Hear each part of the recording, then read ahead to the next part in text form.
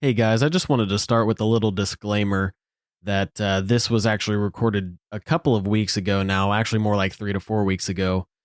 We had some personal issues that we had to take care of in our personal lives. So we had to kind of take a little back seat on recording and editing. And yeah, so this episode, like I said, was recorded quite a while ago. And it was around the time that one of the songs from their new series, Off the Soundboard, had come out. So if any information in this seems like it's a little bit, out of date or doesn't quite line up with what's actually going on, that's the reason why. So just wanted to let you guys know that. And from here on out, we definitely should be on track and on schedule. So thanks for hanging in there with us, guys. We're glad to be back.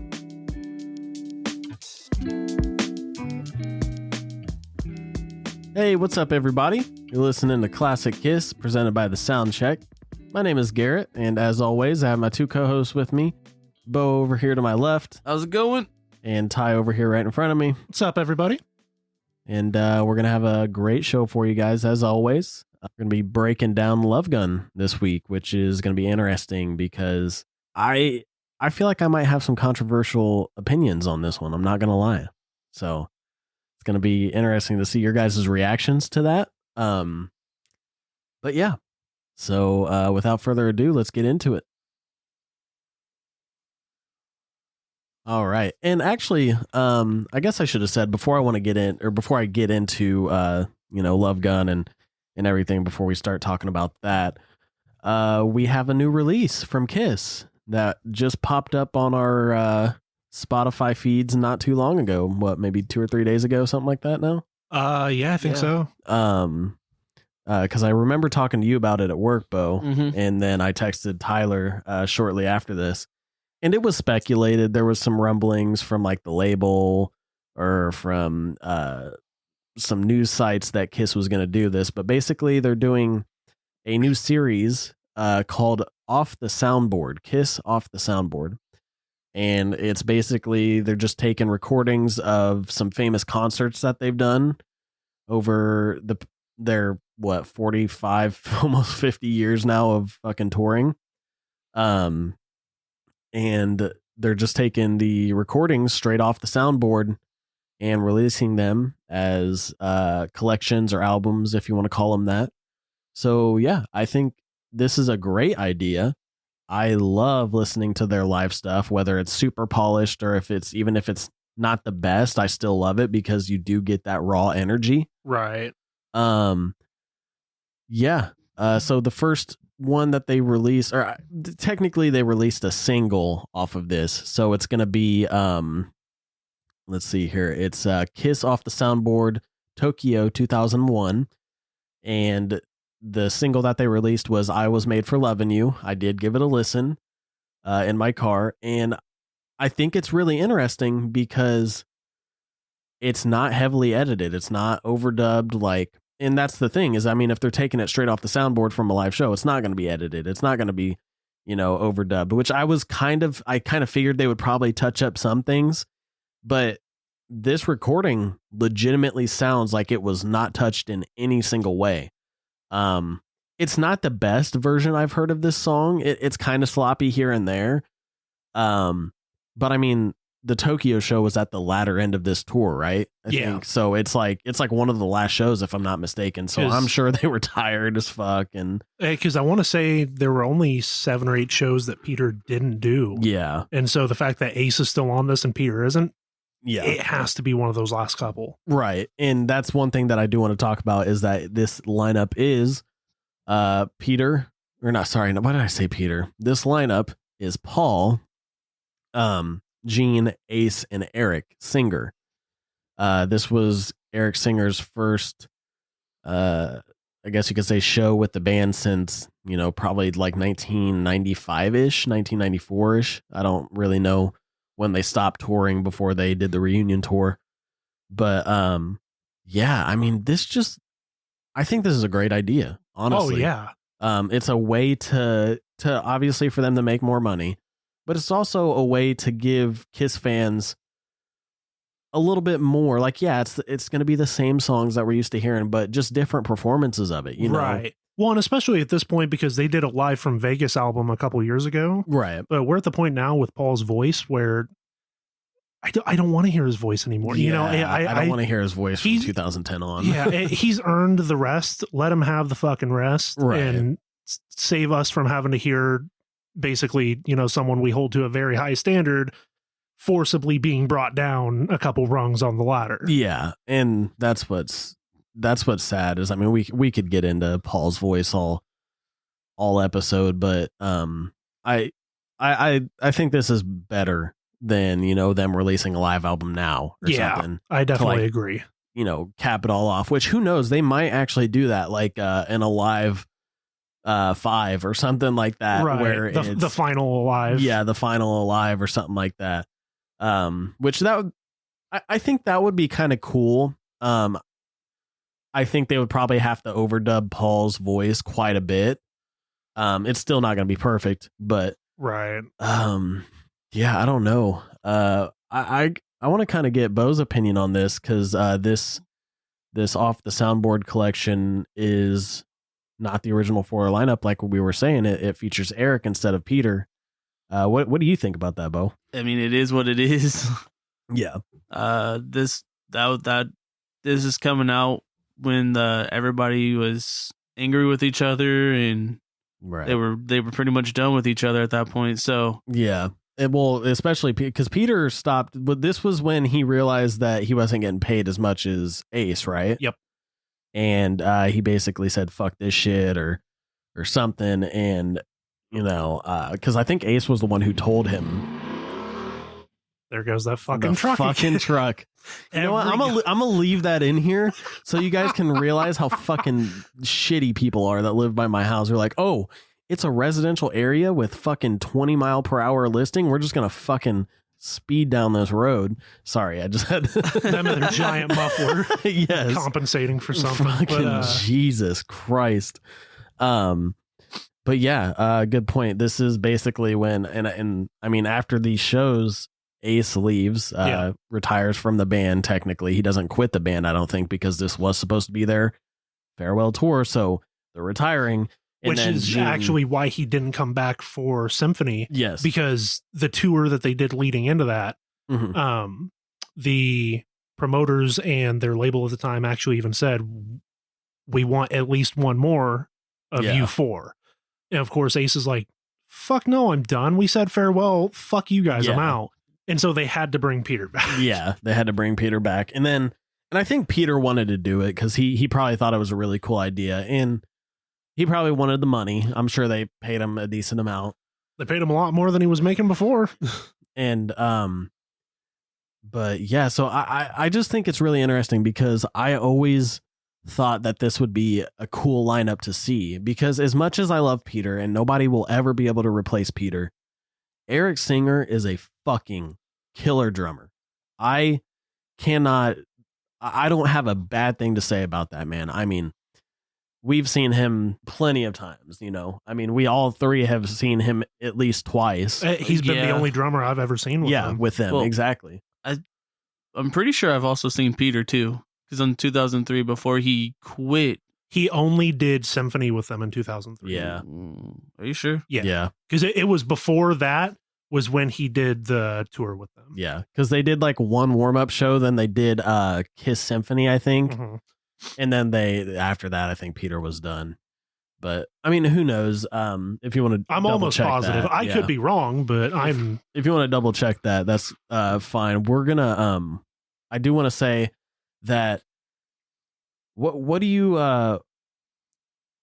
what are some shows that you guys would like to hear? You know what I mean? Like what are some, if you could choose a couple of shows, like just do like a top 3 maybe, or it doesn't have to be a specific show, just maybe like a time frame of a show that you could pick for them to do one of these collections on, you know? So like we have obviously Tokyo 2001. Right. What are 3 that you would really like to hear? I'm actually really glad you asked that, because I was going to ask you the same question. Oh, really? Yeah. I would like to hear something from the Creatures of the Night tour. So they've still got the makeup on with Eric Carr. That'd be cool. Then there's Vinny because Ace was already gone. Yes. Yeah, that would be cool. Yeah, and that's when he has his Ankh makeup, right? Or whatever it's called. Mhm. Or the Egyptian warrior. I can't remember what it's called. And then after that,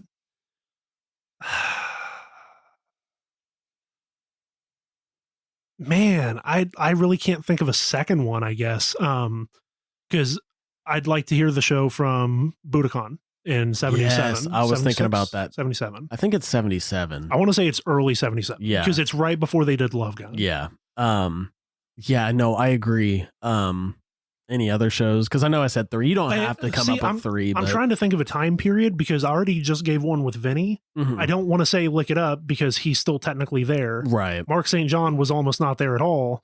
And then I was going to say, like Revenge so that we could get something with Bruce, but Bruce is on Alive 3. Right. So like, I really don't have another period that immediately pops to mind in my head. See, I kind of agree. I kind of want to, I'd like to get it off the soundboard of that Budokan show. And I'd also like to get something else from like the late 76 to early late 76 to late 77, like that year long, because at this point, the whole band is on fire and Ace is at his prime.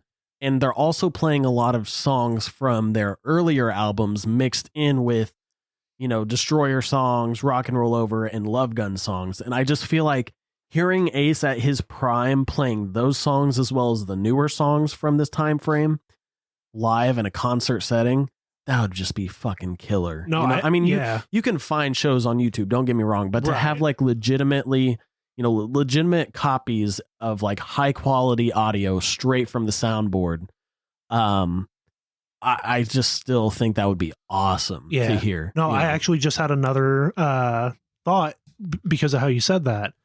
I would actually almost like to hear anything from like the Dynasty period. Oh, yeah. Just because at that point, Peter's almost out the door. Yep. They're not selling as much. Right. Like ticket wise, Dynasty still sold very well as an album. Right. But, they're not selling as many tickets. I'd kind of like to hear that energy they have there as opposed to where they were before. Yeah. I kind of feel like it'd be cool to hear because you can't find much from the Dynasty tour because they canceled it, right? I feel like they canceled. I want to say after they a couple canceled of shows, Unmasked. or maybe it was Unmasked. But there's a show that was played in like 79 or maybe 1980 in Sydney, Australia, I think it is, that you can find on YouTube that has Eric Carr.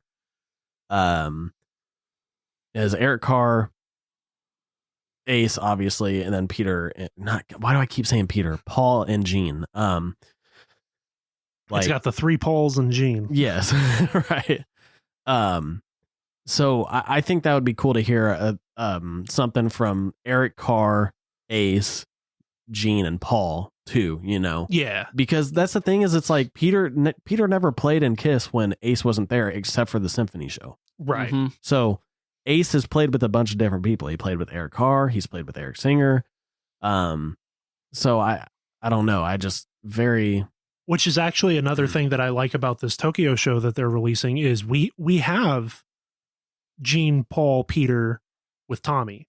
And so now it's kind of cool to get Gene, Paul, Ace with Eric. Yeah. And so it's kind of like the meshing of the modern lineup and the original lineup. Right. Yeah, and that's what makes me super excited about this show is I can't wait to, because like I mean we'll talk about it more when we get to Dynasty, but I Was Made for Loving You. It's just not one of my top Kiss songs. Right. I'm really excited to hear the rest of the show, which I think is supposed to be released in like the middle of June. I saw something about June 11th, but I'm not really sure how accurate that is. Right. We'll probably keep tabs on it throughout the podcast. And when it comes out, we're definitely going to review it. We'll probably have a special episode set aside to review that. Honestly, I think that's a cool idea too. Right.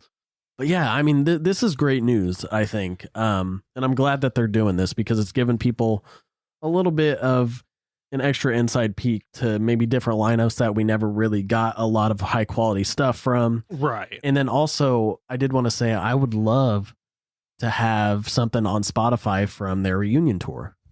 That'd be really cool too. So yeah. I feel like that's definitely something that they'll probably do. Is they'll probably do one of the reunion shows or maybe one of the Psycho Circus shows.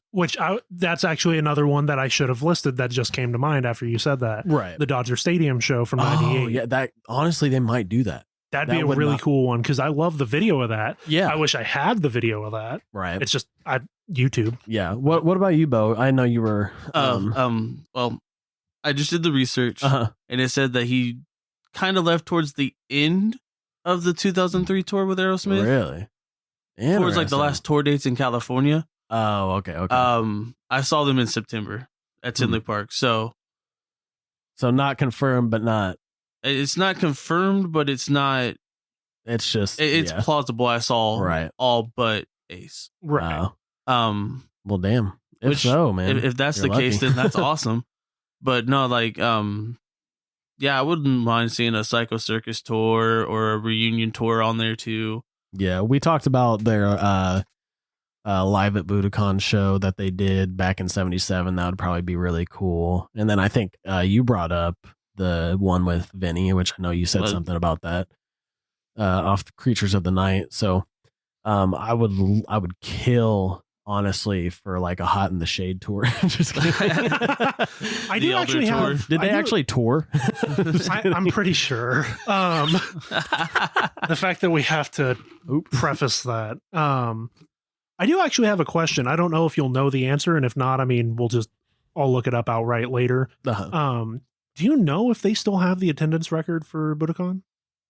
I'm not sure, honestly. I can look it up real quick. Because the Beatles had the attendance record, and then when they played there in, I think we were agreed on 77, they broke the Beatles attendance record for Budokan. And I don't know if that record, I don't know the history of that attendance record at all. But I know that's a very well-respected venue. Yes, it definitely is. All right, so I just looked it up, or I'm still looking it up. I think we mentioned last week that they did play Budokan, and I think they broke the record of how many sold out shows they played in a row, which I think the previous record was 4 set by the Beatles, and then Kiss broke it with 5. Let me double check though. Okay, so it says Kiss also performed in Japan for the first time on this tour. They played Budokan Hall So Kiss played Budokan Hall for 4 nights in a row, breaking an attendance record set by the Beatles. So yeah. Wow. All right, there you go. Awesome. That's what it was. So they just broke the overall attendance record, I'm guessing, from like a stretch of shows. Right. Well, because I mean, you can't break sold out. Yeah, exactly. Well, you probably could if you like. Look at the people in the bathroom. Yeah, right. People hanging off the rafters. But no, yeah, that's definitely probably what it was that overall through the course of like 3 or 4 shows, whatever. Yeah. Yeah, so that would be a really great show to hear and see. Do you have any other ones, Bo, that come to mind? Not really. All right. Well, I think we could probably go ahead and move on to Love Gun now. I did want to just, talk about that a little bit because, I mean, news of that literally just broke 2 or 3 days ago. So right. Well, and I mean, of course, the conversation we got into with that new release kind of ties into it, especially moving on through Budokan. Yeah. Because I actually fun little piece that I have, which I don't have too many this week. Mm-hmm. According to Paul, he actually had the idea for the entire song of Love Gun on the plane ride back from Japan. Really? That's awesome. I didn't know that. It was either Japan or the connecting flight from California to New York. Really? Mm-hmm. That's awesome. Yeah. And I mean, speaking of Love Gun, that song, I mean, which we'll talk about later too, but that is like one of the few songs that is like completely written, produced, and recorded solely by Paul. Paul. Sorry. There's too many Pauls in this fucking. There really fucking are, dude. I was like, wait, no, not Ace. And then I was like, obviously Ace does the solo and stuff, but I think for the most part, the rest of the guitars are pretty much primarily done by Paul on this, even in the recording.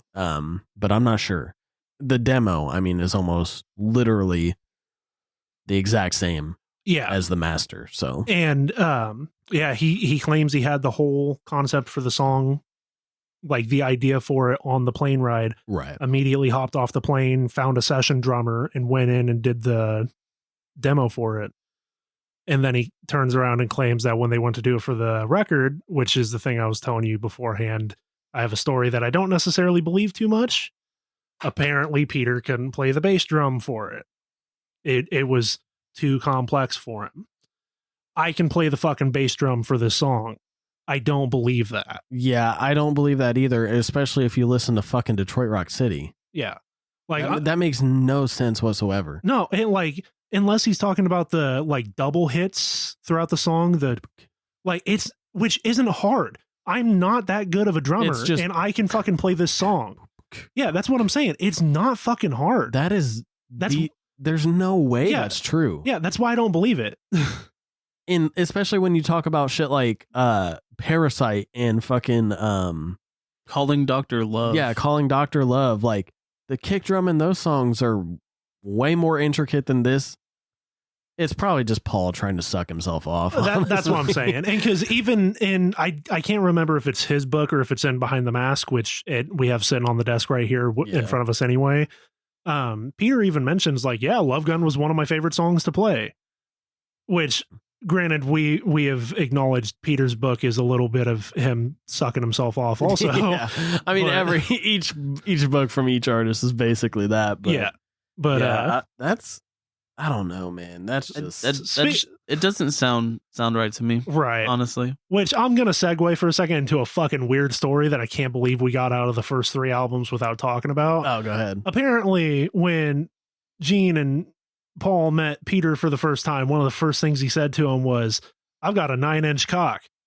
And the fact that we've never talked about that makes me... I feel like we mentioned it maybe on the first episode, but we had to re-record that fucking thing like 6 times. No fucking kidding, dude. I don't remember bringing that up, but it's such a dumb story. Oh, yeah. But... God, dude. It makes me laugh. That's why I brought it up. Speaking of bringing things up that we didn't talk about or correcting things, I want to go ahead. Hey, nice catch. And last episode, Rock and Roll Over, I said that, or not Rock and Roll Over, sorry, Destroyer. Yeah. I said that Jay Messina had passed away, or that I knew he had like passed away, but he did some interviews for obviously talking about Destroyer. It wasn't Jay Messina. For some reason, I thought it was Jay Messina. No, he's still alive, still well. And I actually just watched an interview that he was in a couple days ago. I was thinking of Dick Wagner. Dick Wagner passed away. Oh, gotcha. Okay. That's still sad, but it's just different sad. Yeah, it's still sad. But yeah, I just want to go ahead and clear that up. I don't like to, on this show come across as like, oh, I don't know what I'm talking about type things. Like, there's still a lot of stuff that we talk about where it's like, oh, that's a little bit kind of like it's urban legend type stuff. Right. But for the most part, we try and do our research. We try and use sources. We try and use books and stuff like that. Yeah. But yeah, I just wanted to go through and correct myself on that, because I know there's going to be one person who listens to that and is like, Jay Messina's still alive. And I kick myself in the ass for that, because I fucking like, I'm big into audio engineering, and Jay Messina is a fucking killer fucking engineer. And so I kind of kicked myself in the ass for that. But yeah, he's still alive, still well, thank God. But yes, I just want to go ahead and clear that up. And I didn't want to sound like a fucking amateur. So that's okay. I'll do that for you. All right. Well, cool. With some of that out of the way, we're just going to go ahead and get into Love Gun. Sorry about that, guys. We kind of got off track there for a little bit, but all right. So we have the 6th studio album from Kiss, called Love Gun, obviously released on June 30th, 1977. It says Casablanca shipped 1 million copies of the album on this date. So they shipped those copies out to the record store, And yeah, man, 1 million copies. That's a lot of fucking copies. But 1 million is only platinum in America. Yeah. So, I mean, I'm assuming the 1 million they shipped is worldwide copies. Right. Yeah. And it could be. And I mean, it did go, I'm almost positive this album went double platinum.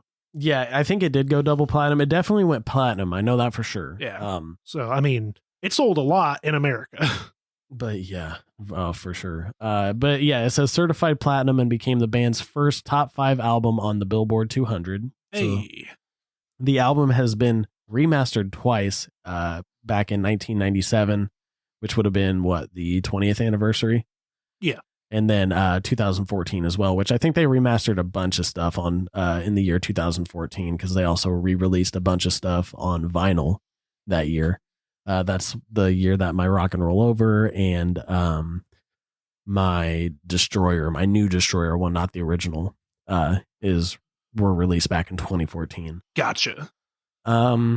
Recorded at Record Plant Studios in New York City during May of 1977, with Eddie Kramer at the helms again. So it's good to see that they're back with Eddie, which obviously he did Rock and Roll Over. And from what I saw in Behind the Mask, Paul and Gene basically were like, yeah, we're going to keep Eddie because we know that Peter and Ace are comfortable with him. But they did, like, I know Gene says a little bit, he knows that like he doesn't dislike Eddie, but he just knows that Eddie doesn't push them as hard as what Bob did. Right. They don't really feel challenged by him. But he still respects Eddie because he can get great guitar sounds, he can get great bass sounds and drum sounds. Speaking of which, they actually recorded Peter Criss's drum set in a hallway for this album. Or he says that he remembers cutting some takes in the hallway. So I don't know if the whole album, was recorded with the drums in the hallway, but so there's that. And obviously I brought up Record Plant, which is where they recorded Destroyer with Bob Ezrin. Right. And once again, Record Plant was basically like the Taj Mahal of fucking studios, especially in New York City.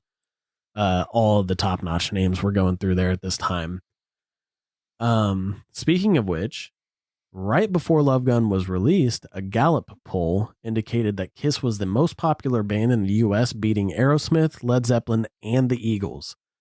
So Kiss was on top of the fucking world at this point. And it wasn't even slight. Yeah. They got like 77% of the vote. Yeah. Like they destroyed that poll. So, I mean, Kiss is on top of the world. They really are. Yeah. Or on top of the Empire State Building. You guys get that reference to the picture. But I love that cover for that book way more than the hardcover. Right. The hardcover just looks like dog shit, dude. Oh, really? Oh, yeah. I think you sent me a picture of that. Yeah, where it's like a picture of them from like Hotter Than Hell. Yeah. But it's all black and like gray tone, but the gray tone is all fucking like sparkles. I'm just like, this looks stupid. Right. Technically, this was right before this album, but it's kind of interesting because they released this at their peak. Love Gun is their peak. Yeah. I mean, I'm not saying Kiss peaked with this album. In a sense, it's the peak like, of their success and popularity. Yes, especially that. Yeah, I mean, there's no doubt about that. This album as well helped catapult them even farther into the starlight than they already were, which is insane to think about because they were literally the most popular band in the fucking world before this was even released. Right. So, I mean, yeah, it's Kissteria at its finest at this point. So merchandise sales were off the charts.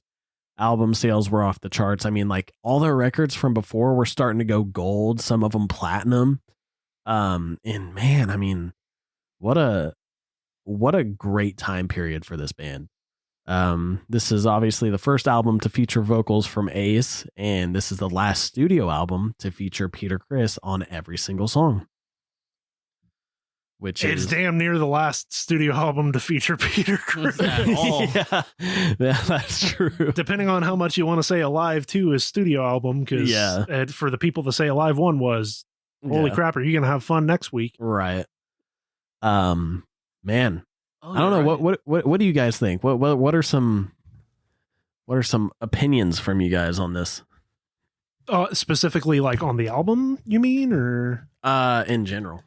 I mean, I love the time period. I love, of course, we've already mentioned, I love the costumes from Destroyer that they carried over into Rock and Roll Over. Right. I love the costumes on Love Gun.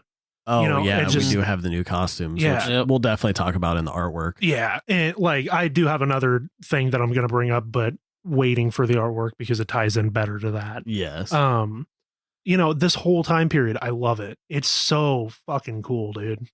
Yeah, like they're literal pop culture icons. They can't go anywhere without seeing their face, either on a billboard, in a magazine, you know, even at just regular like stores, because there was so much merchandise that was being sold at this point. I mean, you had Kiss lunchboxes, Kiss action figures, Kiss condoms, right? Kiss fucking pinball machines, Kiss you know, makeup kits that you could just buy, Kiss masks. Yeah. I mean, literally, I think there was like Kiss Pez dispensers at this point. Oh yeah, I think so. Isn't this also the time they had that publicity stunt of putting their blood in the comic book ink? Yeah. Which they always say that's 77, but they're in the Destroyer costumes for that. And Love Gun came out pretty early in 77. I'm almost positive. Well, I could be wrong. Yeah, I mean, it does say that it was released June of 77. Oh, really? Yeah. Okay, maybe it was the beginning of 77. For some reason, I was thinking this album came out in like March. Right. I feel like it's that. every single album except for Hotter Than Hell came out in like in between February and March or April. Right. So this one's just like, wait, what? Yeah, I don't know why I thought that. Okay, that makes a little more sense then. Right. But yeah, good call. I didn't even think to mention that. Yes, thank you. And yeah, I mean, Bo pretty much said it. Like they were so big that they got comic books from Marvel, right? Yeah, it was Marvel. Stan Lee wrote it. Yep, Stan Lee wrote it, and for a little bit of a publicity stunt, they each took a vial of blood and put it in the like first copies that were going to be pressed. Like took a vial of blood and dropped it in the red ink, which, I mean, looking at it, like it's not stupid. I love the idea, but it's just a stupid thing to do. It's not stupid in the like bad way. It's just like, of all that's kind of cool, you know, right. Like it's stupid cool. Yeah, which I don't know if you guys have ever heard about that. Apparently the red ink that they put that blood in didn't actually get used in the Kiss comic. It got used for Sports Illustrated. No shit. Nice. Don't know how true that is, That but would be fucking hilarious. That's the legend around it, is that the red ink that their blood was mixed into was used for Sports Illustrated and not the Kiss comic. That's amazing. Which, I mean, of course, if it's going to be anybody having a giant blunder like that, why the fuck wouldn't it be Kiss? Kiss, right. But and dude, I know people lost it on like news channels and stuff like that. And, yeah. You know, well, and of course the whole blood. Oh, it's their blood. They're satanic. They worship Satan. Knights in Satan's service. Yep, that's where you got the Knights in Satan's service at now. Yep. Yeah, that popped up around this time. And I know Bo and I have been making jokes about that for fucking, I mean, we all have, but Bo and I go back and forth making jokes about that for fucking decades now because we're old. But we and then you had the you had religious groups across the nation that were like would show up to Kiss concerts outside. No, that's actually a story I was about to work my way into. Yeah, go ahead. Granted, the main bulk of this story that I'm about to tell comes from Peter's book, so maybe take it with a couple spoonfuls of salt. Yeah. We have contradicting stories about how accurate his book kind of is. Yes. But it was in North Carolina. I don't remember the city. And they're in their hotel. No makeup, no costumes yet or anything. Giant crowd of like religious picketers outside. Like, I mean, ready to fucking basically lynch them. Yeah. And Peter said there are billboards all down the highway of like the KKK. Jesus. Yeah. And so they're all calling their parents and they're just like, yeah, we're here, like we're safe. And they're just like, you guys better get the fuck out of there. And so Bill basically told them, like, you guys are going to stay in the same room tonight. You're going to lock the door and move the dresser in front of it when we leave. You're all sleeping in one room. You are not allowed to leave because you're not getting hurt over someone being stupid. Yeah. Which apparently at the end of that, he looked at Gene and went, and don't you fucking dare put your dick in anybody down here. We got to get the hell out of here in one piece. That's amazing. Yeah. And I guess they went like they had to have a full like police escort from the hotel and everything. and went, played the venue, and everything was fine. And I mean, of course, they made it out in one piece. But, yeah. That's wild. And which I do agree with some of the sentiments that I've heard from the guys being Kiss, about that scenario where, of course, everyone wants their 5 minutes of fame, and the people that were picketing them were doing it because they're finding their 5 minutes. Right, exactly. You know what? It would have been funny because, I mean, at this time, people kind of, I want to say that people kind of knew what they looked like. Obviously, like, they would hide their faces and stuff in public, but it would have been funny if they just like went down, like snuck out the back and then like joined the picketers and That'd were be like, funny as fuck. Knights and Satan's service, like started Fuck chanting. these guys. Yeah, that would have been great, dude. Someone Just burn to them. take the piss, man. But yeah.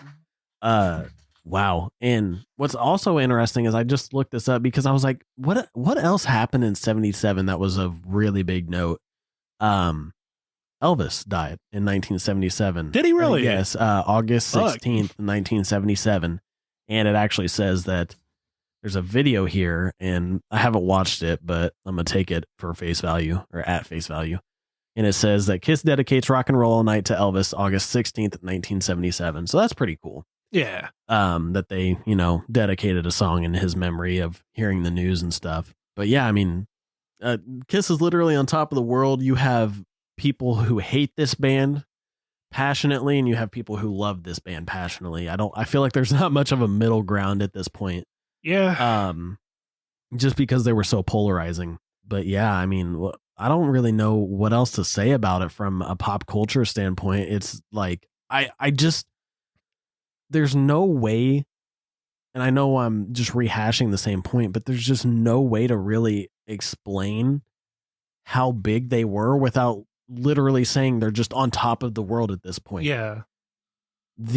Everywhere you went, there was something about Kiss. Right. You know what I mean? Like whether it was small town USA or fucking big city, and it just goes to show how influential, and I want to say just popular, obviously, this band was in the late 70s. So they're starting to reap what they have sown, which ultimately kind of, I feel like, becomes their own demise in a sense. A little bit. But yeah, so I mean, I don't know. Do you guys have anything else you want to talk about? I know there are a couple stories, but we'll save those for the actual songs that they're related to. Yeah. Later on down the road. Yeah, I mean, you're kind of touching on where the next couple weeks are going to end up moving towards with You Reap What You Sow. Oh, yeah. And, a lot of the merchandising at this point, they're getting, they have the makeup kits, they have dolls, they have lunch boxes. And so, especially by the time we hit Dynasty and Unmasked, you really kind of see the fan base moving a little bit towards this is the start of it. Kids. Yeah.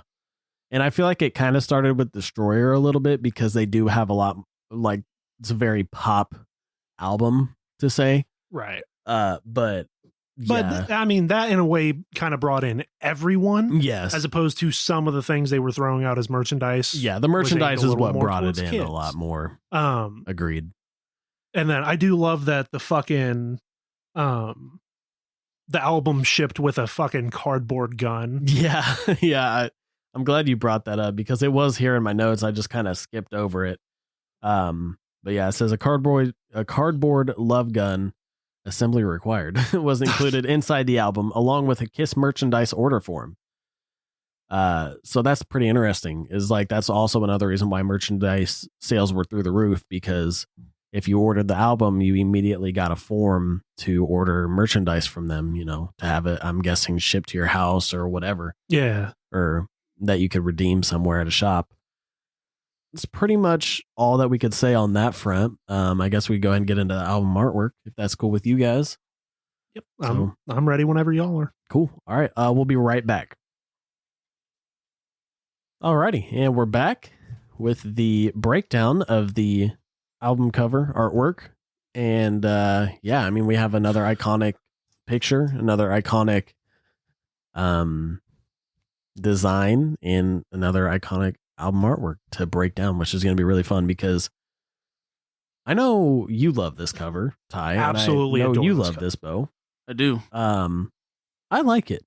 But I'm not the biggest fan of it. So this is going to be interesting.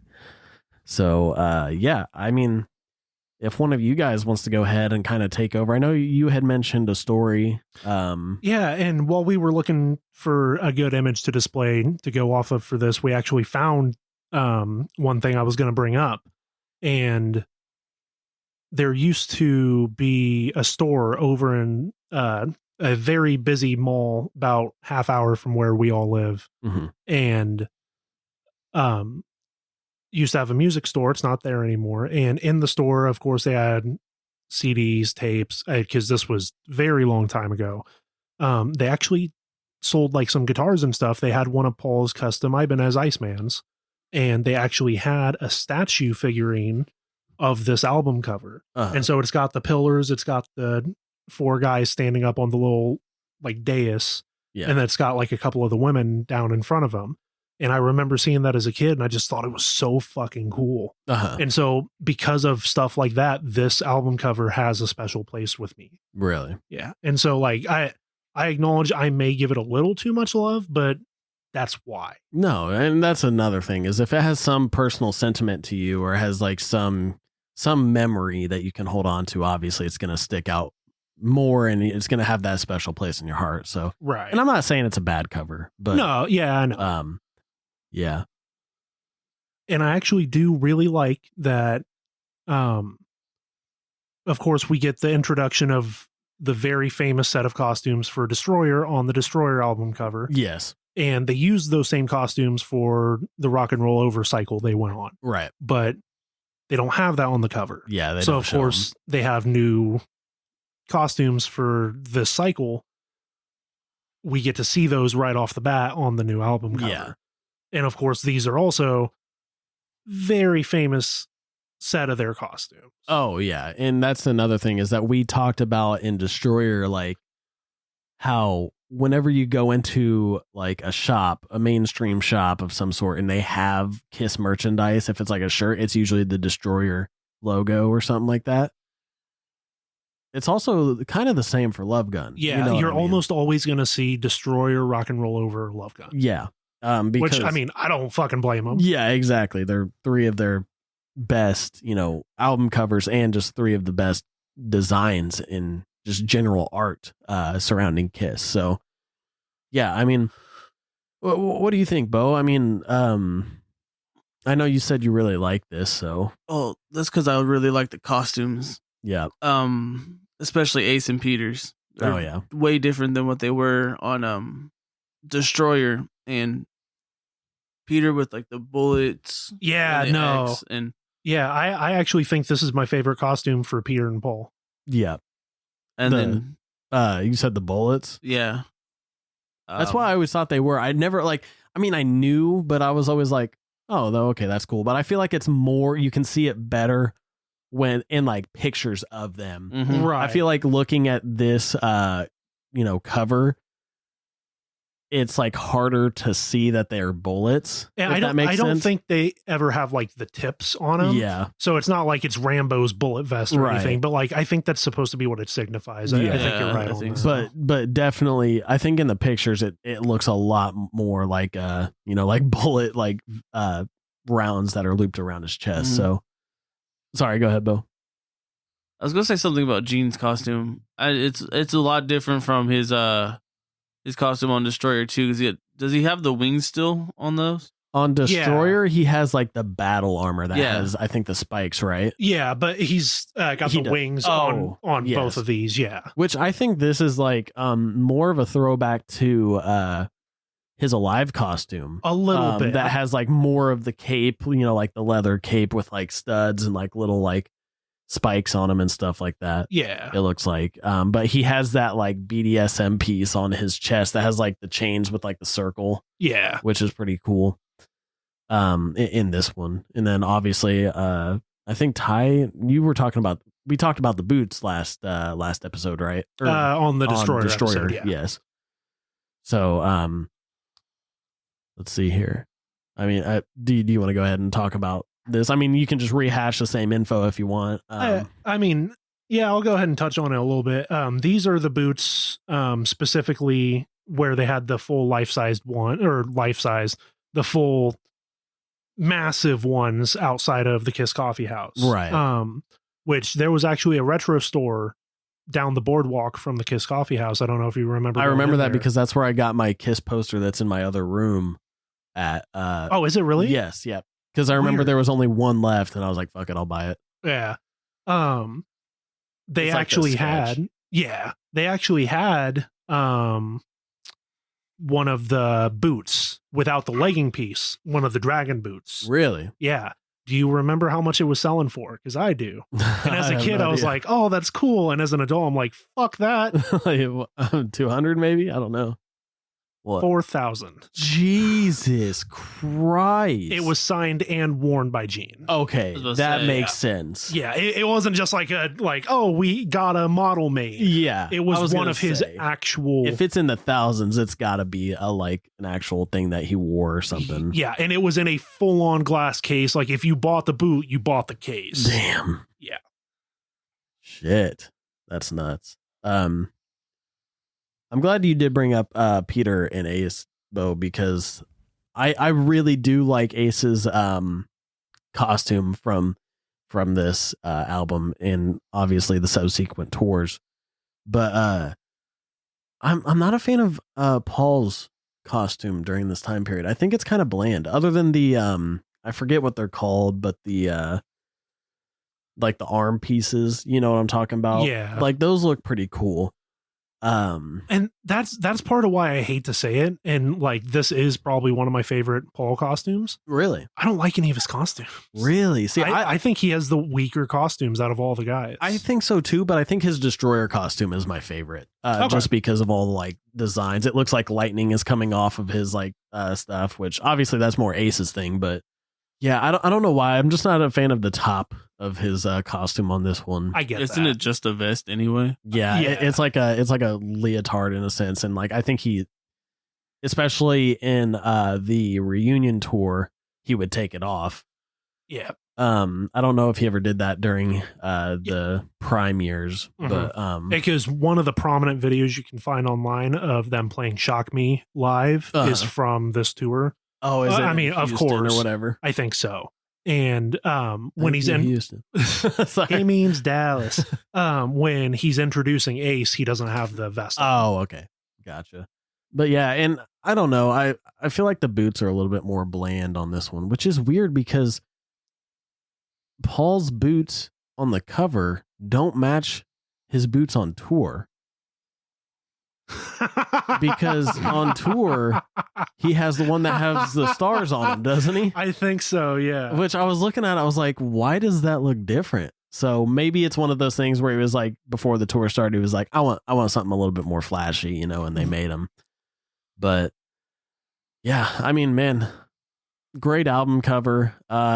Basically, obviously they're surrounded by women, which weren't they naked on like they were. I feel like I remember hearing or reading or something that they were like naked on the original cover or naked on a different cover or something like that. But then they're like, no, they need to have, you know, clothes on or something.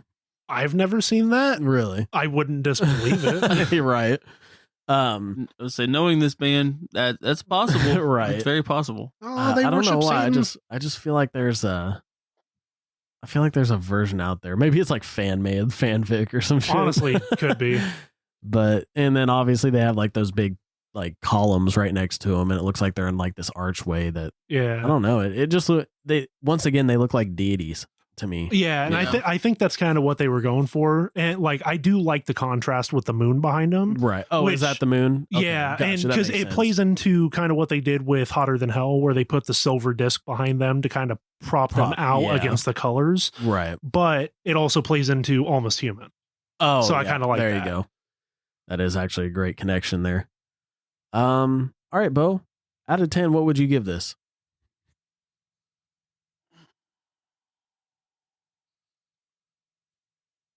I would. It was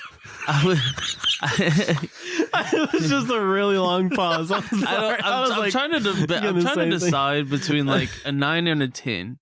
because this was one of my favorites, but I'm no pressure. I'm gonna just copy paste you because I really don't know how I feel about this one either. Really? I mean, you guys give it whatever you want. No, I'm reluctant to hand out 10s, especially when I don't. I mean, I don't know. See, I love these costumes, and it leads into the Kiss Meets the Phantom of the Park too, because these are the costumes that they wear in them. Yeah.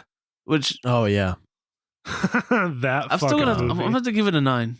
9? There you go. I feel okay. I actually, ever since before we were gonna do Destroyer, I was thinking I was gonna give this one a 10. I think I'm gonna agree with Bo though. I think I'm gonna give it a 9. Not bad, man. I think I'm gonna give it a 7. Honestly, man, it's so weird. I'm giving next week a 7. I think this is way better than that. Oh yeah, next week is gonna be definitely fun. But I don't know. Fuck, I might drop that actually. Yeah, I'm gonna go with an 8. This is a very iconic picture and album cover. And I actually really like the back cover to it too. Yeah, the back cover it's kind of the same in the sense. Which I'll pull that up real quick. It's got the 2 columns. Which, if you notice, the track listing is all the fuck over the place. Yeah, I don't know why they did that all the time. They did that on Rock and Roll Over too. Oh, you're right. They did. I forgot about that. So I don't know if that was just a common thing to just be like, hey, we're going to put this in a fucking random generator and just toss it on there. But yeah, I think I'm going to just have to stick with an 8. I was going to give it a 7, but I like it. I just, for some reason, I think the only thing that I really do like about it is the costumes. And to me, it just seems a little bit washed out. You know what I mean? It's not as fine detailed as like what Destroyer was. And I'm someone who likes very clean edges, very like crisp artwork, I guess you could say. But yeah, it's still a great cover though. I mean, awesome cover. So. See, I like this one because it does do so much of like what Destroyer does, where it kind of sets them apart as deities. Okay, and I so can see that. That's another spot where I'm coming from with that. Cool. All right. Well, that's it for the album artwork. We're going to get into the track listing and we'll be right back. All righty, everybody. And we're back with the track list. Sorry, I was just corpsing for like 3 minutes trying to redo this. So yeah, the track list, man. Pretty solid track list today. Pretty solid album. I'll just go ahead and get right into it. Track number 1, I Stole Your Love, written by Paul Stanley. I really like this song, and I do want to say that he wrote this song as kind of a sister song to Love Gun. Yeah. Which is really interesting because they both play on love, obviously, and they sonically they kind of sound the same to me. Which obviously, if it's a song's on an album, it's probably going to have that same sonic feel to it. But yeah, I mean, I really like this song. It's one of the best intros, and I know we keep saying that, but I mean, we're 6 studio records in. Yep. And you could honestly make the argument that the weakest intro song so far is Room Service, and I don't even think that's a bad one. Right. And it's crazy. They really know how to start off albums, I think. Yeah. But yeah, I mean, because last week we had I Want You, where it kind of gives that like, acoustic feel to the beginning, and then it just bam hits you. Gotcha, bitch. This one just fucking hits you right off the bat, man. The burn and it always reminds me of yes, I was gonna bring that up. It always reminds me of Detroit Rock City, the movie, which was released in like 98 or something like that. Yeah, I think you said that at work the other day, didn't you? Oh yeah, I was making fun of it. I was like, this when I hear this song, I automatically think of that scene. Yeah. The scene, which we'll have to break down that movie too. I'm so fucking excited to watch that again. It's like it's one of those just like kind of stupid stoner comedies that's just hilarious. Yeah. But so Knights in Santa's Service. Yeah, that opening scene where she's singing. I think it's like a fucking The Carpenters song or some shit like that. And she goes to, or maybe she puts on a Carpenter's record. She puts on a Carpenter's record. That's what it is. And she's singing a song and sits down. She's taking a drink of her wine. And right as soon as she's about to like taste it, bam, this song hits and fucking spills it everywhere, and she just like starts going crazy trying to turn it off. It's hilarious. She breaks so many things trying to get this record off. She finally like gets it unplugged from the back because she accidentally like breaks the knob off the turntable like, to turn it down or some shit. It's hilarious. Makes me think of being in fucking high school again. Oh man, I love that movie, but I love this song. That's just what it makes me think of right when I hear that. Yep. And yeah, I mean, great song.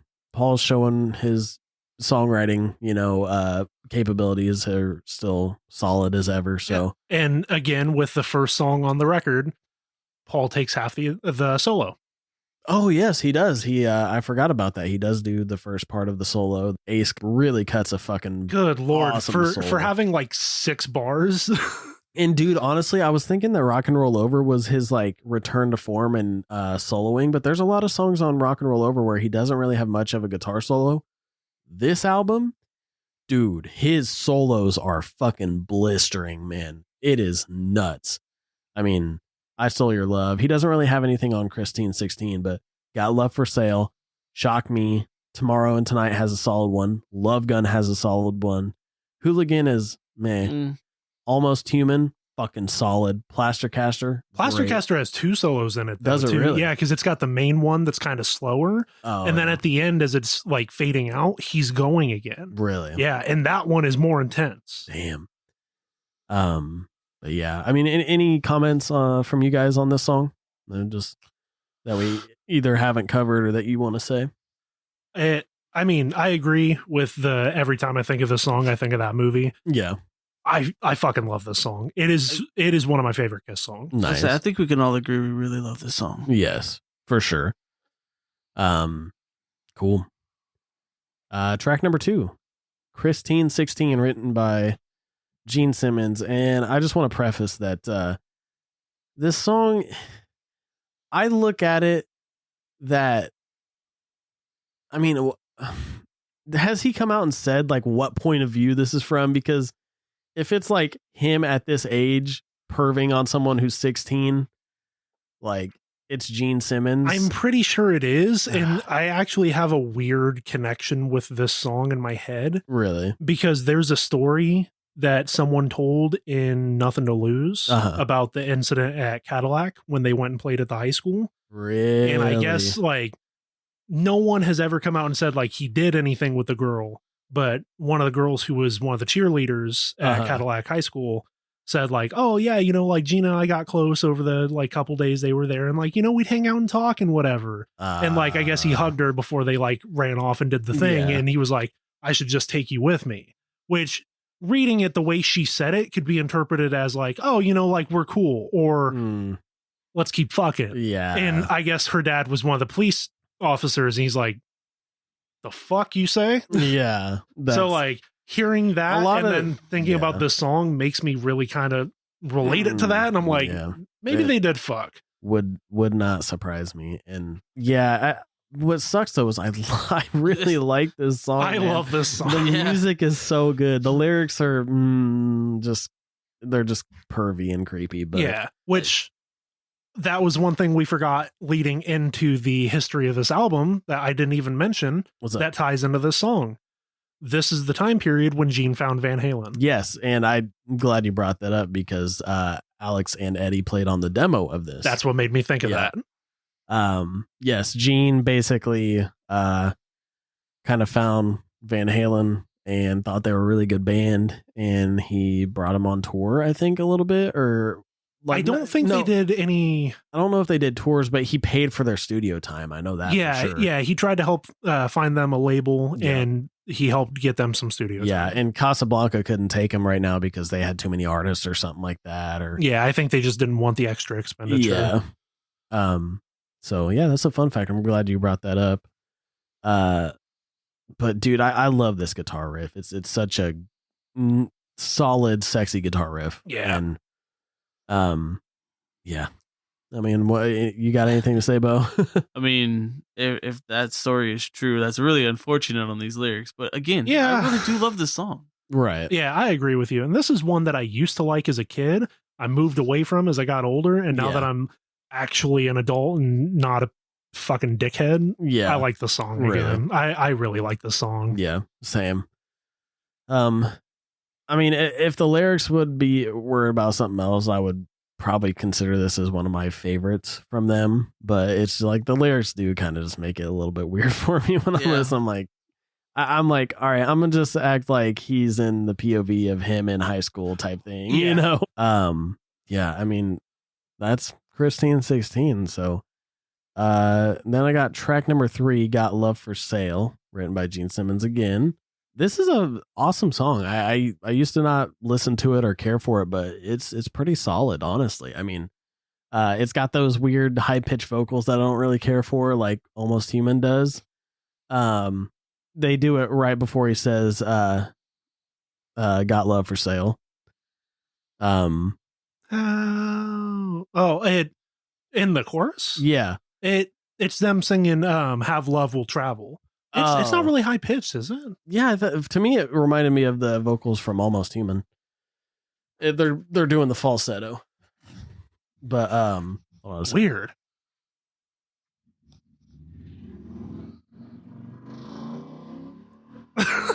There's that goddamn truck again. Jesus. All right. Man, that dickhead's got places to be today. Okay, so we re-listened to it, and I'm fucking stupid. For some reason, I thought that that it had those falsetto. They're fucking dying over here because that truck just drove by again. I just made a dumb joke about him. Say? I said, man, that dickhead's got places to be today. But yes, I re-listened to the song, and it doesn't have that falsetto. I don't know why I thought it did. And see, because I love this song, like I really like this song. Yes, it's not one I'm gonna throw at you of like, oh, top Kiss song, listen to this. But like, I enjoy it. It's kind of like a little hidden gem. Yeah. You said that, and I was just like, does it though? Because I've been using this song to sing in my car whenever I get mad for like the last week. So if someone's being a dickhead, I'm just like, hey, you douchebag. That's funny. Blistering guitar solo from Ace again, and I actually really like the song, even lyrically, it's pretty solid. The chorus is good. Chorus is fun, and it's just a fun song. To me, it's got that like "Let Me Know" vibe from like the first album. Yeah, very up tempo, kind of rock and roll song. Yeah. What do you guys have anything else you want to say about it? Oh, you guys pretty much hit it. Cool. So, go ahead. If you we actually, when you stepped outside for a minute while we were getting ready, Garrett was just playing through the record, and when this song came up near the end, it's playing that main riff, but it's playing it without the heavy rests in it. And it almost kind of sounds like Whole Lotta Rosie. Yes. Which I actually think that I can't remember what AC/DC record that's off of, because I wanted to say Let There Be Rock, but I can't actually remember now. But yeah, it's definitely, it wouldn't surprise me if it was somewhat inspired, but I think Whole Lotta Rosie is definitely inspired by Whole Lotta Love, for sure, just based off the title. But yeah, I mean, this song, man, it's solid. But I'm excited to get to this next track number 4, Shock Me, written and sung by Ace Frehley, which is the first time we get to hear Ace's vocals. Yeah. At least prominently in the mix. I know he's done backing vocals and stuff, but Ty, if you want to tell us a little breakdown story of this song and how it came to be. Yeah, so month after Rock and Roll Over was released, because that came out in November of 76, they're playing a show in Lakeland, Florida on, I want to say it was December 12th. As they're walking down the back stairs to get to the stage, of course they have their boots, so they're slowly working their way down the rail, because, I mean, how the fuck are you going down tiny ass stairs in those giant fucking boots? As they're stepping down, Ace puts his hand on the rail and basically blows himself away. And so they ended up delaying the show like 30 minutes, something like 30 minutes, yeah. And according to him, he couldn't even feel his hand. Yep. He just went out there and went, okay. and just went for it. Which is nuts. Yeah. And that event inspired the song. Yeah. What a trooper, honestly. I probably couldn't fucking do it. Yeah, fuck that, dude. When I got shocked at work that one time from the cheese machine, I was on the ground fucking crying. That was insane though, dude. So yeah, this is the first lead vocal that Fraley's recorded ever in the history of his studio work, I believe. Yeah. And it also here states in his autobiography, he states that he originally intended for Simmons to sing the song, but Gene obviously encouraged Fraley to try it himself. Fraley recorded this part while lying on the floor of the studio because he liked the added pressure on his chest. He said he felt like he sang better when he was laying on his back. Mm-hmm. And they had the lights turned out too. Oh, really? Mm-hmm. That's cool. I didn't know that. Which is really cool because I would love to see the mic placement for him laying on his back. Yeah. Smack. Yeah, right. Which apparently Peter said in his book that, he was glad that they pushed Ace to sing it and, kind of get him out there. But he was like, man, Ace might just have the worst voice in the world. And I was like, you haven't heard me sing, Peter. You might want to check yourself a little bit. Right.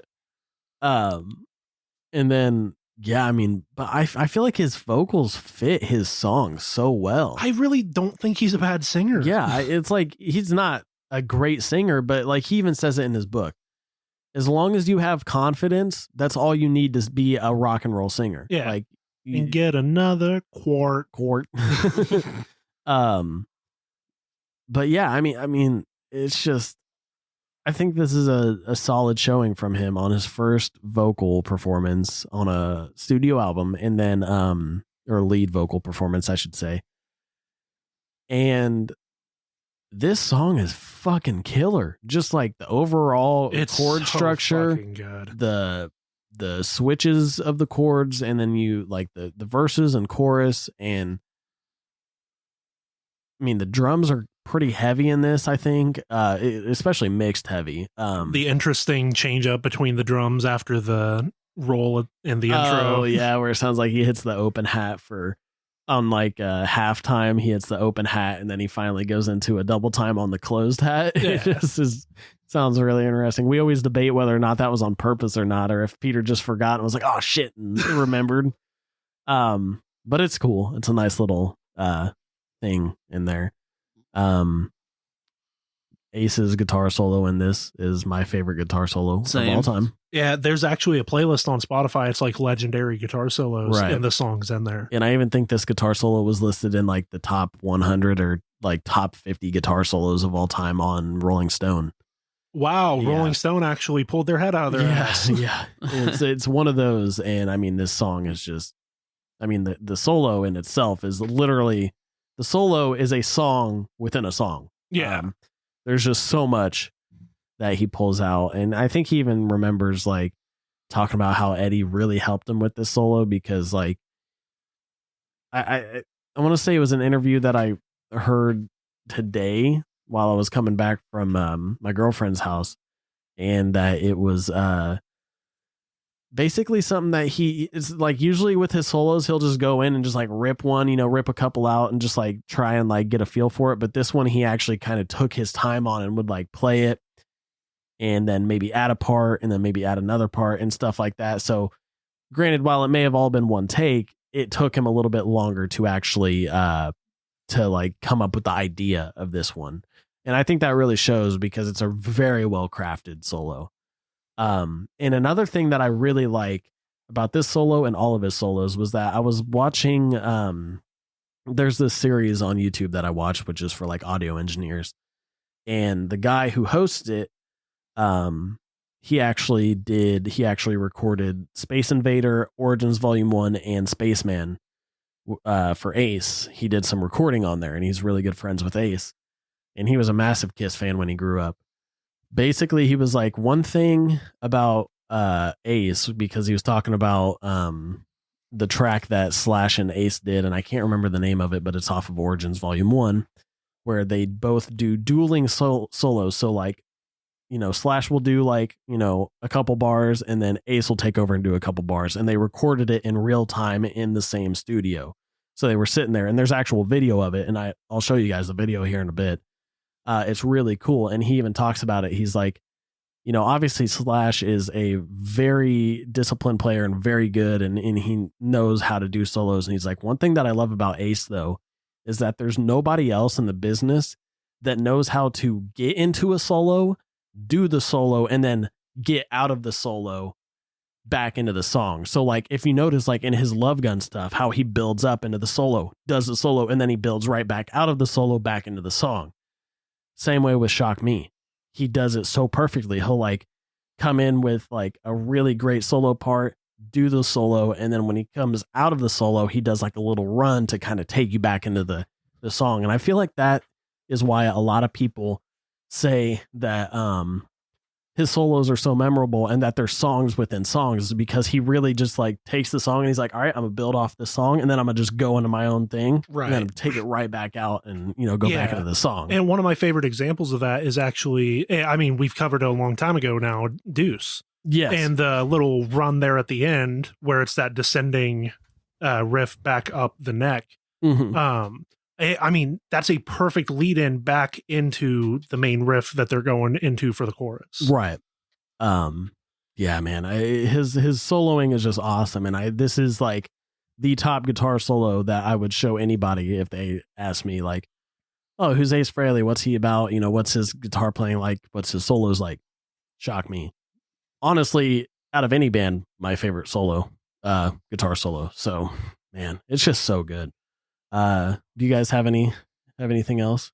No, I think you pretty much said Sorry, it. I didn't mean to just take over there, but I wanted to tell the story of the guy that I watch on YouTube a lot. I mean, everything you said is pretty much the exact same for me. So right. I do want to say really quick, because I know that Peter's drums are pretty heavy in this. What I meant by that is they're mixed heavy. Mm-hmm. The kick drum is loud in this song, and it sounds like it's louder in this song than it is any of the other songs on this album, which is fucking hilarious, because it's like, they're not hilarious, but it's cool because I feel like maybe Ace was like, yo, bump that kick up, son. Right. But yeah, just an awesome all around performance by everybody. And did Ace, hold on. Well, I mean, speaking of drums, you kind of get that on his solo album too. Who, Ace's? Mm-hmm. Oh yeah, I mean the drummer, especially Anton Fig, he's just an awesome drummer. But I did want to say Ace does do the bass on Shock Me, and I will say that the bass in this song is okay. It just follows the guitar like almost note for note, except for the chorus. The chorus is just him doing a boom boom boom boom boom boom boom boom boom boom boom. Boom, boom. It's really like, it's different than the guitar part, but during the verses, it's pretty much the same. Yeah, which is actually, that's actually something you mentioned very early on too, that typically Ace's songs tend to do that. Yes, yeah. But I mean, it serves the song well, I think. So I agree. All right. You guys want to move to the next track then? Cool. I'm down. Awesome. All right. Was there anything else you wanted to say? Sorry, I feel like I didn't really give you the chance to say anything. No, I mean, I really feel like you covered it. It cool. Just, I really love that song. Yes, it's just one of the best Kiss songs of all time as well. Track number 5, Tomorrow and Tonight, written by Paul Stanley. I don't have much to say about this. It's basically Rock and Roll Night 2.0. Because it literally even says we can rock all day and roll all night. Yep. When the other one says rock and roll all night and party every day. So it's just it's their attempt to get another big anthem song off this record, I think. Yeah. But I mean, I like it. It's really catchy. I mean, of their 4 anthem songs to this point, including this song, I think it's my 3rd favorite. Really? I can agree to that. I don't know, a good guitar solo on this. What do you have anything you want to say about it, Bo? Not really. Yeah, I think we probably just move on then. Yeah, I mean, it's a serviceable song, but yeah, it's there. Right. Track number 6, the title track, Love Gun, and that's written by Paul Stanley as well. I mean, I like this song.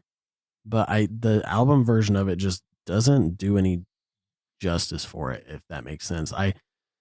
And even then, even the live version kind of upsets me because it's like I like the song and I like the lyrics and I like the chords, but I just wish they wouldn't sing over the fucking guitar solo. Yep. That's my biggest gripe with this, and this is one of Ace's best solos. I mean, it's up there in the top 5 for me, along with like Shock Me and even like Firehouse and Dr. Love or Calling Dr. Love. It's just, why did they fucking put the chorus? Why did he? And he's like screaming it at this point too. What do you guys think? I really love this song, dude. I love the record version of it. I understand your gripe entirely though, because I don't like when that is a thing that is consistently done. Right. It's actually a big problem I have with a song I know you and I both love, Psychosocial by Slipknot. Yeah. Because the beginning of that guitar solo is an absolute fucking animal and they sing over it the whole time. Yeah. And I don't like that. I will agree. I think the best version of the song is the one from Symphony. Yeah. But I do like the studio version. Yes. And apparently a lot of fucking other people do too. Right. Good Lord. Yeah, we have the thing pulled up on Spotify. It's got 35 million plays. Yep. So, I don't know. What about you, Bo? Did you say one thing, or did you want to say anything? I've said fuck that all up. This song, I think I said, did you just say one thing? Sorry, go ahead, Bo. No, this song though, I used to really love this song. But the more and more I listen to it, the more and more I start to like it a little bit less. Really? It's not a bad song. Yeah. It's kind of got that rock and roll all night feel for me. It's like it's really overplayed, so I'm starting to like it a little bit less than what it should be. Yeah. I don't know if you remember this. When we were in Myrtle Beach, we actually did this song on karaoke, but the recording for it there was nothing there, so it's just a video of us standing in front of microphones for 3.5 minutes. Didn't we have the fucking face paint on too? So, yeah. God damn it. Yeah, that was wow. That's fucking hilarious. Anyways, track number 7, Hooligan. Written by Peter Criss and Stan Penridge, so that's definitely written by Stan Penridge. I'm just fucking with you, Bo. Damn. Peter sings it, obviously, and I feel like that's why he's credited as a writer, because he probably also helped write the lyrics. I think so. I think most of the songs that you see with him and Stan on there, Stan did the music and Peter did the lyrics. Yeah, lyrics and drums. Yeah. Not really a fan of the song, honestly. It's just there for me. It's all right. I like it more than I used to, but I used to. It's a lot better than Baby Driver. Yeah, I can agree. Yeah. But do you have a 35 Chevy on a 55 frame? Working on it. Which legally makes it a 55. Oh, shit. Can't even spell my name. Hey. And neither can the power company. Most people can't spell your name. Yeah. Most people just... Dude, I got my Ameren bill today, okay? Oh, God. Here we go. I'll tell you guys later, but dude, it's funny. Oh, fuck. All right. Well, what else do you have to say about this song, Bo? It's a fun song. It's a fun song to me. I don't necessarily disagree. It doesn't take itself too seriously. Oh, Yeah. for sure. If I had a nickel, I'd buy some more. That's just one part that I'm like, those lyrics, I'm like, it's like the tossing and turning. Yeah. Turning and tossing, which we found out is actually a cover, but Yeah. Yeah. I'll give him the extra fun little tidbit about it here in a minute, but I also want to point out, am I wrong in thinking that the lyric is I dropped out of school when I was 22? I'm pretty sure that is the lyric. Wait, is he talking about college? That's what I'm confused about. I don't know. I'm pretty sure Peter's a high school dropout. Yeah. So what? Drugs. I think he just needed. Or maybe he was a 22-year-old high school kid. Shit. I think he just needed a rhyme, if I'm being honest, Yeah, and that was the probably. best way he worked around it. Most definitely. But it's if you think about it too much, it just falls apart. Right. It's not meant to be a song you think about. It's just meant to be fun. And I agree with Bo. It does well. It's not my favorite, but it's not my least favorite. Right. So. Yeah. I mean, I don't really have anything else to say about it. I don't either. Cool. Won't go to school again. All right. Track number 8, Almost Human, written by Gene Simmons. So, yeah. Got a Thunder Part 2 now featuring bongos. Yeah, literally. Which is also interesting because I get a lot of Watching You vibes from this. Oh, kinda. It gives me that vibe. Yeah. And then, like you said, bongos, a lot of percussion in this, which is really cool. I really like the change up in percussion, how it's not just standard drums. And the swing of this song on the drums is really cool too. Very like laid back, kind of shuffly. Awesome guitar riff.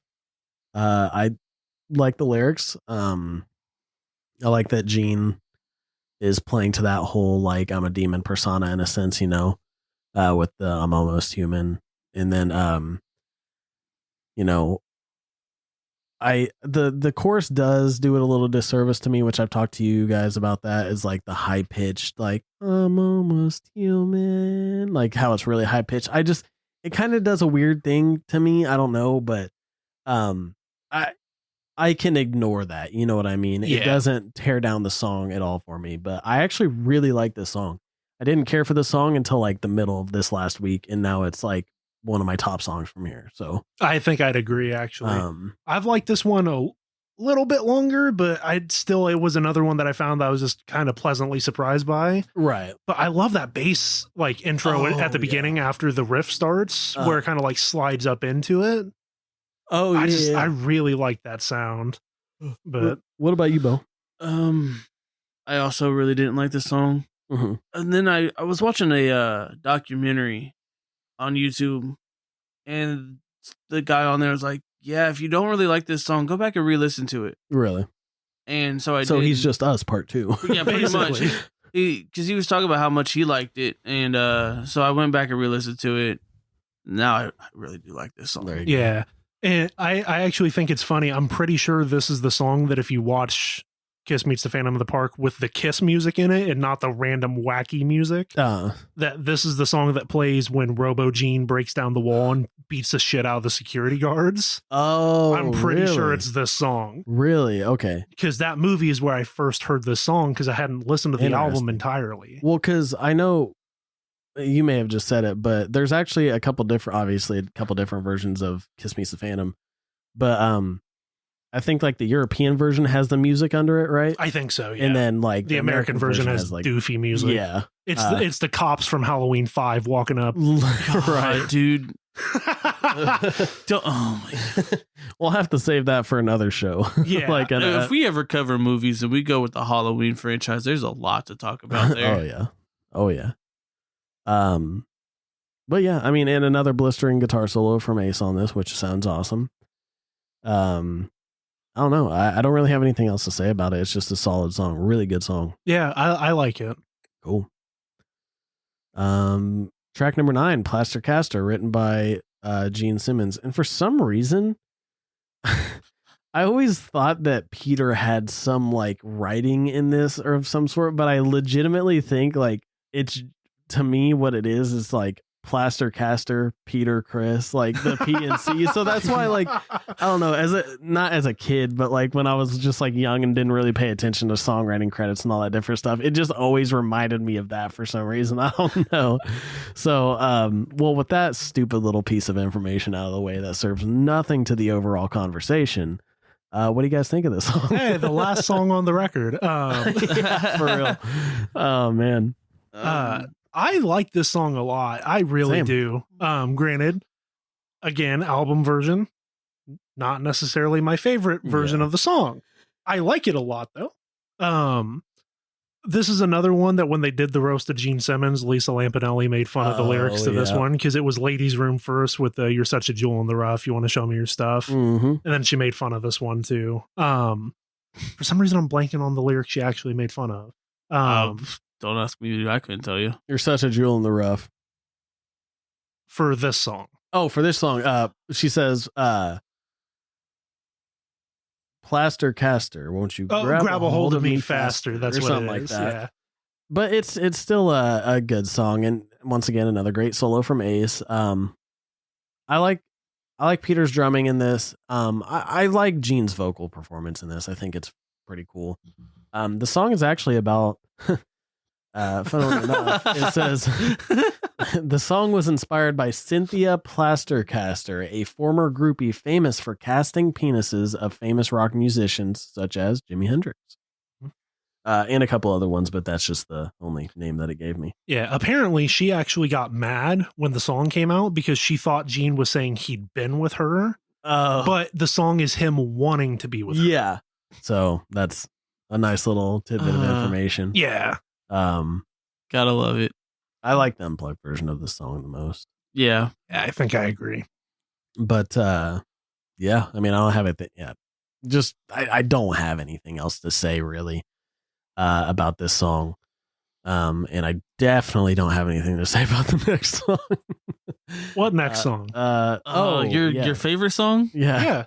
Track number 10, Then She Kissed Me, which is actually a cover of a song called Then He Kissed Me by the Crystals. I think they released it back in 1963, which was written by Jeff Barry, Ellie Greenwich, and Phil Spector. And Phil Spector is a very famous pop music icon from like the 50s, 60s, and 70s.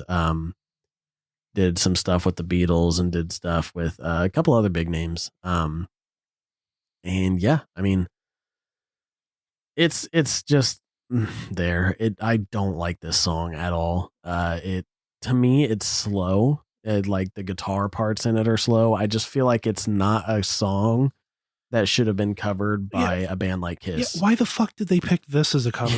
Like, right? Like, pick a fucking Zeppelin cover or some shit. Yeah, no shit. Peter's not John Bonham though. Yeah, fuck. Well, sorry, Paul, but you're not Jimmy Page or Robert Plant. Anyways, no. I don't know. What do you guys have anything to say about this song? This song doesn't sound good as a rock song. Yeah, it really doesn't.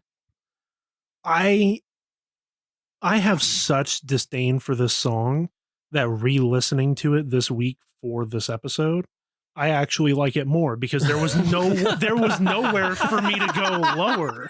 You know, like it could only possibly go up. So it did. Yeah, so I like it more. I still fucking hate it. Yeah, that's funny as fuck. Hey, I'm not joking. I on my way back from Champaign Thursday, going to get my guitar serviced.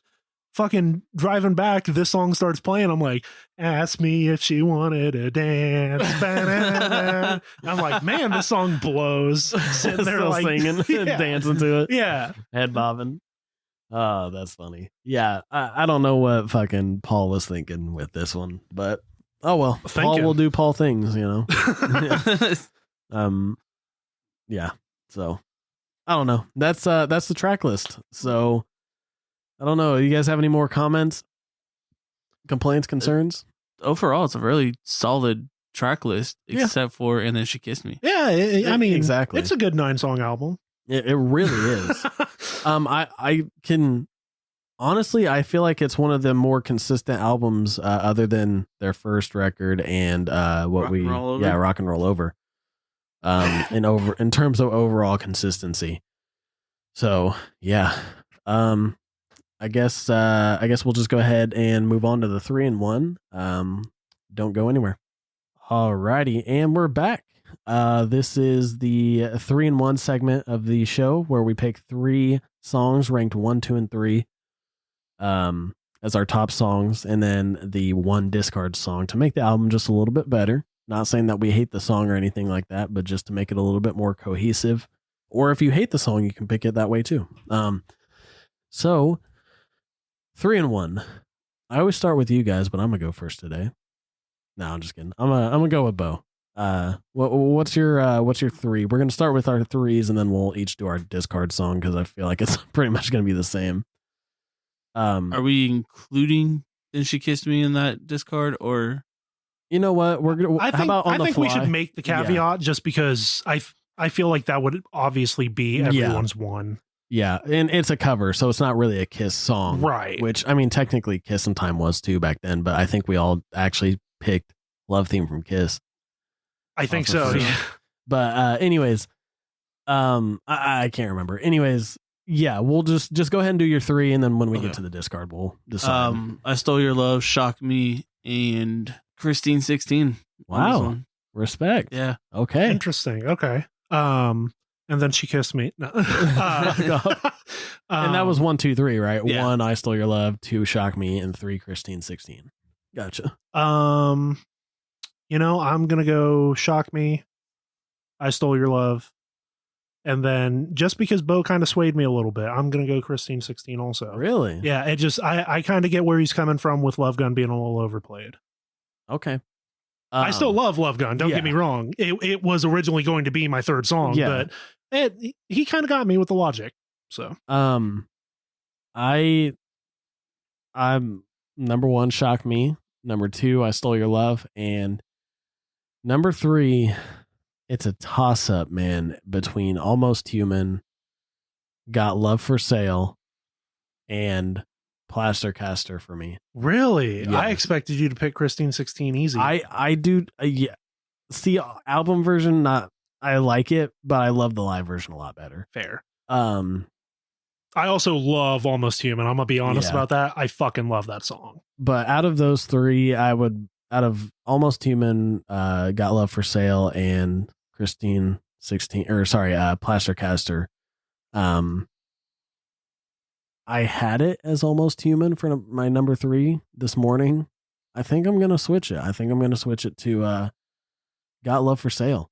I don't know what it is about that song. I fucking love that song. Yeah, dude, I'm serious. Of the 9 original songs on this record, I really don't dislike any of them. Yeah, I can agree with that. All right. 1 discard song, and we're gonna take Then She Kissed Me Off because it's a cover and it doesn't belong. It's on this so album. un-Kiss. Yeah. Like at least with Kiss in Time, you could see where maybe they had written it, knowing that it's a cover. That and then this is not. I feel like if this song was on maybe like Dynasty, it would feel better or fit better or something else. You know what I mean? Maybe like and structured more towards that Dynasty sound. I just feel like it doesn't belong on this album. Same. But anyways, go ahead, Bo. What's your 1 discard out of the other 9 tracks? As much as I love that song, Hooligan. Really? Okay. Yeah. Same. It's okay, but it's easily, in my opinion, the worst of the 9 original songs from this album. I would have to say Hooligan too. Well, since we all 3 chose Hooligan, pick another song. I'm messing with you guys. So yeah, that wraps up our 3-in-1 segment, and we're going to go ahead and get into our certified ratings portion of the show. So we'll be right back with that as well. Alrighty, and we're back with our certified ratings. I've thought about this for the last 2 weeks because as I really like this album, but it's hard for me to put a number on it because even though it's consistent, I still feel like it's just very, it's consistent and it's got good songs on it, but I don't know if if the songs on this are as good as, the ones from Kiss, like their, the original or their first album, or even Rock and Roll Over. So it'll be interesting to hear your guys' ratings on it. And I'll go ahead and start with Ty since I started with Bo last time. What's your certified rating? Man, as much as I want to give this a 10, because it'd complete the fucking hat trick with the previous 2. You can give it whatever you want, man. I know, but I'm being honest with myself, and including And Then She Kissed Me on the track list because it is there, and I'm going to review it because it is. Right. I have to give it a 9. I cannot give it a 10 because of that song. Yeah.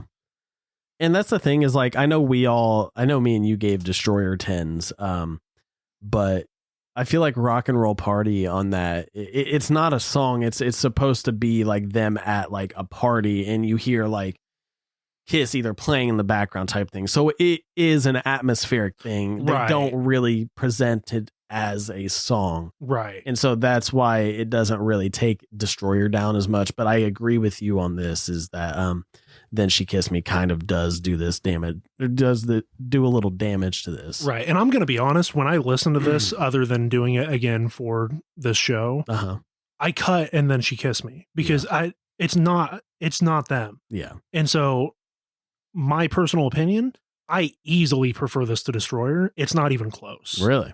I'm just, Destroyer's not that big for me. Really? If you made me make a top 10, still probably easily makes that top 10. Yeah. But I love this album. Right. It has no weak spot for me other than that one fucking bullshit song. Yeah. All right. What about you, Bo? I'd have to agree with Tyler and give it a 9. This is my favorite album, though. Really? This is hands down. It's easily from one of top mine to also. bottom, one of my favorites. Yeah. And that's the thing, is like, you can have a favorite album, but it may not be a perfect 10 in your eyes. You know what I mean?